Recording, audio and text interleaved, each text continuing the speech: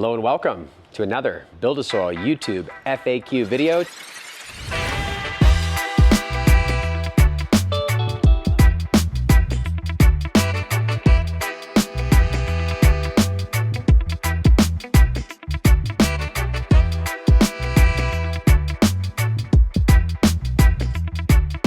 Today we've got Season 7, FAQ number 2, and we've got more coming as the videos drop a little bit, obviously after it's been done, so we can edit them. And once I got into flower, there was just literally nothing to do because of the automatic irrigation. I'm feeding once per week. So more time for FAQs, and here comes the second one. If you haven't watched these FAQs before, what we do, Dean grabs the questions from the YouTube and he takes them from the episodes up, like from episode 1, 2, and then we drop them in accordingly. So if you have questions, as you're watching the videos, you go ahead and pop those questions in and we'll be going through them to pick them. But normally what I do is he sends them over, an employee prints them out and puts them upside down on the desk, and I don't look at them. So right now we're about to jump in and just go for it. So here we are, FAQ 2, Season 7. All right, first question is from Lyle. Lyle says, would I be able to do this in 5-gallon pots? On your website, it says 15-gallon minimum. Does soil need more room, or can it be done in smaller scale? It's a good question, Lyle. The reason why we recommend 15 gallons is we realize that most new growers feel like that's such a large volume, they start with smaller. And we really wanted to drive it home because the results that you have with a 15-gallon are night and day difference than a 5-gallon. That being said, you certainly can do a 5-gallon. Just keep the plant fairly small when you flip to flower. That way you don't have a huge plant in a little tiny container. And then from there, if you really do get behind it, you can use liquid feed, water soluble, like our Build-A-Bloom, like the Organics Alive products, the Rootwise Biofos, the Holy Cow. Using a little bit more liquid feeding in a small container will really help you keep up so you don't get behind it. But what happens is after you run a 5-gallon and you get a pretty good harvest, harder to no-till it. You've basically depleted it, and it's a lot better at that point to do what we all used to do, and that's recycle the soil. So on the forums, when we were really wanting to do this compost tea and these homemade recipes, a lot of times what we would do is we would take 5-gallon buckets. When we were done growing, we would dump them all back out on a tarp, rip out some of the root balls, mix it all up, add some more nutrients, and start over again. And you can do it, it works good. A lot of us are trying to get to that no-till where you don't have to dump it and keep going. And I think that's the ticket. So 10, 15 gallons like the starting point. Good question. Helm says, if I set everything up with a light recipe instead of the 3.0, how should I change the feeding schedule? Thanks. You know what I typically do, I don't change the feeding schedule at all. What I do is I change either the frequency or it may start slightly sooner depending on the plants. So if I'm vegging for a while in the light, I might want to supplement some aminos, as we don't like to put tons of nitrogen in the soil. The breakdown in organic matter will help supply it, but if the plant is growing quickly, Build-A-Veg or an amino foliar spray really helps dial in the amount of nitrogen without overdoing it in a soil recipe. So if you are following the schedule with BuildASoil Light versus 3.0, I would say top dressing with light right away makes a big difference, where in 3.0 you may not have to. The other thing is light is good as an all-around full-purpose soil. Where a lot of people grab that 3.0 to jump into flower with, I like to use light for a long veg and then stack it for flower. And so in that way, my feeding schedule doesn't really change at all. It's more my top dressing, if that makes sense. So in BuildASoil Light, I would top dress just a little bit heavier. And then if you were just jumping into light in a 30-gallon and you were doing a short veg and flip into flower, I would follow the same feeding schedule, but I would make sure my top dress was maybe just a little bit more. And then read the plant. If you grow a massive one out of the light, you might want to feed just slightly more than the schedule says. And so when you really break it down, the 3.0 has a lot more phosphorus, has a lot more of some of the other nutrients. And people like that because they're trying to grow water only. But when you start supplementing, what you're doing is you're keeping what's in the soil around for longer. And so what I mean by that is when you're using the light versus the 3.0 might last longer, but you can use a similar feed schedule. And so a lot of people just feel like using the more well-rounded soil with more nutrients in it is gonna help buffer that so they don't have to be so good at feeding. But what I noticed when we started to make soils with more in them is that not all genetics really like to be loaded. And so personally, the light just works across the board for every genetic, works for auto flowers, it works for all the different sensitive ones, where the 3.0 can sometimes be a bit much. And then when you're in the light and you're top dressing, it's easier to put a lot of nutrients on top and keep the whole balance basic. And whether you're using the light or 3.0, eventually multiple cycles deep, very similar. And so the light is almost like starting at a no-till situation, where the 3.0 is like giving you a good boost so that you can get to that even keel. And I also feel like a lot of times people will use 3.0 in smaller container situations where it makes a big difference, but in a 30, it's not a huge difference maker. You just won't deplete it quite as much. And of course, like I said, read the plant. What really happened was that we realized less was more. I started building soils where we were trying to copy super soil, and we realized that the sodium builds up, the alkalinity builds up. There's a number of things that no matter how many good amendments you get, it starts to create some excesses. And so 3.0 is pretty maxed out for how dialed it can be, and it is pretty much across the board good for most all plants, but some plants are a little finicky and just really don't like much at all. And that includes autoflowers and a lot of more landrace varieties. And so that's like my go-to for light. And then I don't change the feeding schedule. I just feel like they don't need as much. Where some plants in 3.0, following a regular feeding schedule, they just look like they eat everything in the room. And so unfortunately, I wish I could just say light for this, 3.0 for that, adjust your feeding schedule by 50%. It's just not perfectly straightforward. And I probably confused everyone more than when I started, but that answer was from the heart, and that's why we created those products. All right, so Kevin, I added gnarly barley and didn't know I was supposed to grind it. They all sprouted. Did I do it wrong? They won't all sprout, but a lot of them will. And so what happens is when you go through a process where you're maximizing enzymes, you can actually dehydrate the seed and then rehydrate it and get it to sprout again. And so a number of these seeds are very, very resilient in that regard, especially when they're whole. And so if you take the whole seed and you soak it and get a little bit of a taproot on it, and then you dry it out, a lot of times you can get that to regerminate. Not all the time, and not depending on the retention period, the water absorbed, not every seed will germinate through this process. So if you did that, I wouldn't be too worried about it. You can chop and drop anything that does grow. Otherwise, as that starts to develop, you can kind of just mix it in your soil and it will decompose. It's just that sometimes when seeds are solid like that, they take a while to break down. And so just something to consider. James, hey Jeremy, thanks for all the help. Question, if my outdoor grow has powdery mildew and a little bud rot, but I did a complete bud wash with a 3-bath system, what are the chances the seeds will be prone to growing plants susceptible to powdery mildew? I know it's mainly controlled by the elements and the weather, but can seeds be contaminated and carry on those traits? Thanks. P.S. Is it wise to soak in peroxide to decontaminate and still be able to store the seeds for long periods? Thanks. This covers quite a bit of this is a few questions in one, but I'll do my best to answer it. First off, I don't know completely, but I wouldn't be worried about it if I had some powdery mildew harvesting the seeds. I don't think you're gonna have powdery mildew in the next batch, and I don't think you're gonna have some epigenetic characteristic that is just prone and weak to powdery mildew. But, you know, if I had a whole garden and none of them got powdery mildew except for one, and that was the one I chose to bred with, it may not be good for your local environment, right? And so there's differences in question there. If on the other hand, you know, airflow wasn't that great, it was weird weather, everything got hit with a little powdery mildew, I just don't think the seeds are gonna be problematic. I would be more worried about smoking it, right, than collecting the seeds from it. I feel like nature has a way of dealing with most of that. I know that some disease can be passed on, obviously, but if you were out in nature and there was like a little bit of powdery mildew, I mean, to me, it seems like the opposite would occur. Maybe it knows that's a possibility and would develop vigor against that instead of being prone to being susceptible to it.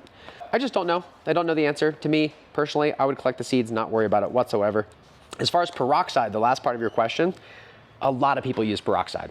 I don't use it ever. So hopefully that helps answer your question. I don't think it would hurt at all. As long as you follow the dilution ratios, it would just decontaminate the outside and you'd be fine. Make sure though that obviously you eliminate all the moisture, fully dry the seeds before you tuck them away for storage, and store them properly. Put them in a fridge. The next question, Derek. Derek says, hey, I love your work. Do you have any insight on mustard for a cover crop? Is this a conflict in companionship between the plants? Thanks. Mustard is often used as a cover crop. We sell a mustard seed that a lot of the growers will use on like an organic production, let's say for strawberries. They will actually grow the mustard cover crop and then till it in. I know Wow Wallace, he was a world record pumpkin grower guy, and he would recommend using a mustard seed cover crop on the entire area to like fumigate basically, to clean the soil before he would then grow in that area. Growing it as a living mulch, I don't know, I've not done it. It may be a little too aggressive, maybe not, I'd have to try it, but I would just keep it subservient. I would let it not dominate. The other thing is it does produce that glucosinolate, and so if you're growing it as a companion plant and chopping and dropping it, I think it's in the seed, so I don't think it'd really be a problem because you're not gonna get it fully mature, but in the mustard seed meal that we offer, it creates a glucosinolate that, like if an animal were to come by and chomp on it, the two separate compartments in the plant are broken and combined and create an enzyme that makes it spicy and they don't want it. And that spiciness is what actually biofumigates the soil, cleans fungus gnats. That's why we include the mustard seed meal in our potting soil, BuildAFlower. It's been a really, really good product, but I don't have as much experience growing the mustard as a cover crop, but for sure, as a cover crop between rounds, it would be a phenomenal idea. So good question. Okay, next question. Spano says, do you clean your reservoir? If so, can I clean it with EM5? Yes, absolutely. Clean water in there, but you know what? There's still, from opening and closing the lid and just from being, stagnant water, I feel like there's a little biofilm occasionally. And so between rounds, for sure, I don't usually do it during a round as it's just clean water going in there. But EM5 is my go-to for cleaning. It's my favorite cleaning product. I use it all the time. It's super gentle. It's vinegar-based. It's got organic grape alcohol instead of like Everclear. So to me, it's like that home-based cleaner, but it's using really good ingredients. And so that's my go-to. All right, Kane, next question says, I live somewhere where I need to run a dehumidifier pretty much constantly. Do you know if it would cause any issues to drain the dehumidifier straight into the watering system's reservoir? It just kind of depends on your whole setup. It could be a little bit dirty, but I feel like dehumidifier water, if you were to test the parts per million and make sure that it looks clean, I don't see a real problem with that. It just depends. Like the air conditioning condensate water is kind of gnarly. The dehumidifier is basically the same thing.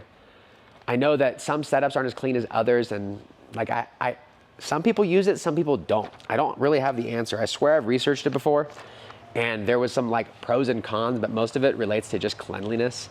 And so as long as you think that it's not coming out with like crazy high parts per million, I think it's just recycling the water. Now, like on an RO system, you do not want to use the wastewater from that because it's typically very, very contaminated, as it's like cleaning one half and it's putting all of the contaminants in the other half.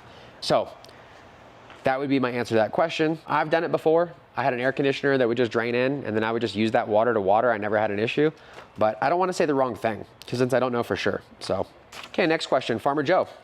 Hey, Jeremy and BuildASoil team. I've got a question about biologicals. I live on a vineyard estate and I grow my own herb outdoors. Once a month or so, the estate sprays the vineyards right out front of my garden with pesticides. I'm worried about residual buildup from these sprays, although I don't think much lands on my plants, at least not direct flow from the spray. I was wondering, is there any particular microbes that are better at decomposing trace amounts of synthetics? Would foliar spraying an actively aerated compost tea once a week be a preventative for those unwanted compounds so they don't settle? I would like to test my flower at the end of the season to make sure it does not contain harmful levels of pesticides or heavy metals and is safe to consume. Thank you. That's a good question. Heavy metals is a weird one. Obviously heavy metals are really important, and you're gonna see this in food and all across the board. There's some groups online that are testing all the foods, right? Because of babies and everything else. And they're finding bits of lead and arsenic and cadmium in lots of food, almost everything. And some people are losing their minds over it, while others are like, look, it's been there forever. We are in the safest time that we've been for lead and others. It's about knowing where the massive levels of exposure are and avoiding them. And there's other confusing parts about like organic arseno sugars versus non-organic arsenic. And so the heavy metal one's a little weird. The medical grows are held to a very, very strict standard. And of course, when we're lighting and inhaling this stuff, it's a little scary. But I don't think that would tell you much about what they're spraying. That would be more about what's in the soil. And as far as if they are spraying and it's a vineyard, I'm kind of curious if you could go ask them what they're spraying. It might be like a Bordeaux mixture, which is just an antifungal. And it may not even be that bad. So I think to be most effective, and also if you're gonna test, you have to know what to test for. You can't just say, test it. And that's part of the problem. There was an issue back in the day, or there was this product, I'm gonna forget. Hey, what was that product with the cinnamon in it that everybody was like, that had all the ivermectin in it? Guardian. So there was a product, Guardian, I forgot about that. And people were using it, they're like, dude, it's killing russets, it kills everything, it's just cinnamon, it's amazing. And it took a while, but they eventually found that it had ivermectin in it, which is even more funny because then Corona hit and ivermectin was geez, this world's crazy. But it worked, and people freaked out because they were like barefoot spraying in the garden, just breathing ivermectin in, and nobody told us that ivermectin was in it. And so a lot of people were very upset in the industry. But the reason why it wasn't found right away is you can't just spray this product and then say, test my plant and tell me if it has pesticide.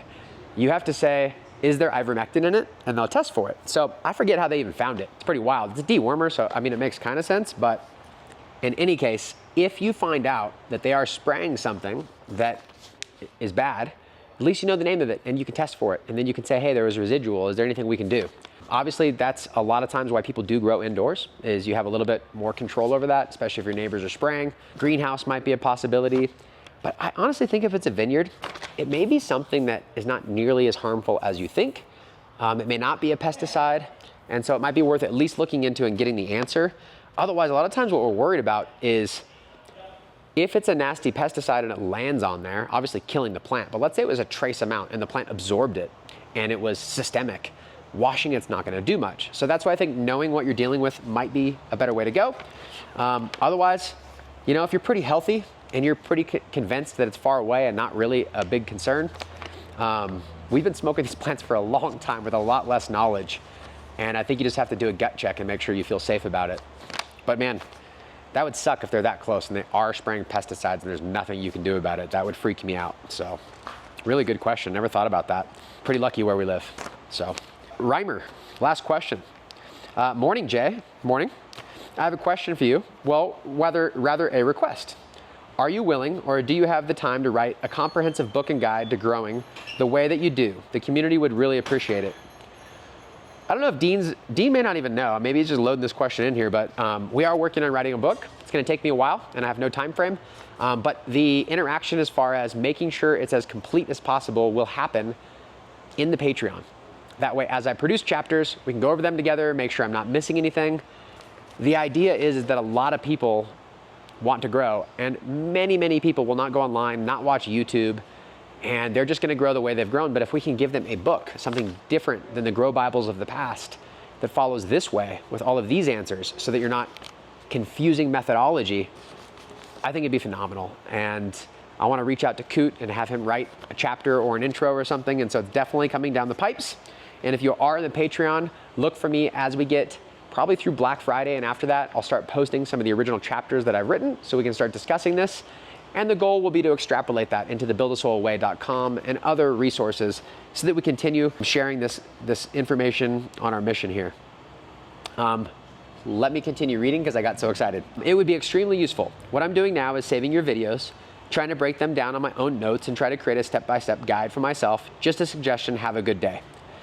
It's a good one. To me, it's kind of like writing the book on jiu-jitsu. Not everybody does it the same way, and there's a lot of fundamental principles that are just mandatory. But beyond that, you got to create your own game, and you can start to break rules and make rules once you understand all the fundamentals and you have a lot of experience. So when it comes to growing, I don't want to make a do this exactly guide, but more here's all the fundamental principles so that you can be completely independent and you can adapt the style to any type of grow at any time and know that you're going to have success without overcomplicating it. And so the chapter list so far is a little bit complicated because I feel like once we're writing it, we might as well touch on like safety for electrical. We're probably going to put some information about like just generic theory about like how to make decisions about which container and all these other things so people can have like what their friend would do and hold their hand for a buddy that wants to start growing. Knowing that either they're going to get into it or it's going to take over their whole world. And then they're gonna have to like, you know, figure it out from there. So we will be writing the book. I am excited about it, and thank you for asking the question. I hope that helped a few people with their questions and maybe other people that had the same question. If you would like to get your question answered, please watch the BuildASoil YouTube videos, post them up in here. And then if you need more help or you want more community of like-minded people, we've got resources all over the place. There's a Facebook growers group that's free, the BuildASoil growers group. We've got our Patreon where I post on, and then there's a Discord that's privately accessed through that, and people are logging their grows and asking questions. Plus, for free, we have our resource where you can just call here, live chat, email support@buildasoil.com. You don't have to wait for me to answer your question. The people that work here, they're all growers. They have access to me if they don't know the answer, and a lot of times, they know it and then some because they've been growing as long or longer than I have, and they are loyal to the soil. So don't forget that. We have a ton of resources for you. It doesn't have to be just here on the YouTube, but the YouTube is to make it easy so we can document every time we answer a question in hopes that it helps someone else. And as you heard in this FAQ, it's possible that sometime in the next year, we will be releasing a book of some sort to help make it easier. And I know a lot of you ask, hey, my grandpa wants to grow, my dad wants to grow, my grandma wants to grow. Can you just give me some notes, a book, something I can give to them?